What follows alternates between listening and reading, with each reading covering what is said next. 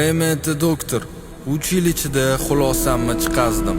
Davlat kechiradi, lekin muhimi qilgan xatolaringni o'zing tushunib yetishing. Qonun futbol emas. U bilan o'ynashib bo'lmaydi.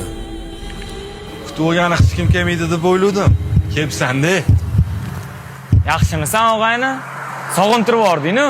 Intizorlik bilan kutilgan narsa ancha mazali bo'lar ekan. Aqlli gaplaringga sani. Bo'pti, o'tir, haydi. Bitta joyga borib kelaylik.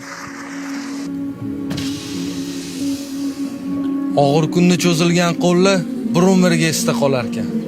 Meni qutqargan joylar chet bo'ladi. Ham ma'naviy, ham moddiy. Mujiklar ko'p bu yoqda. Haydi o'rtoq. Qalay taassurotlar? Nima qilmoqchisan endi o'rtoq?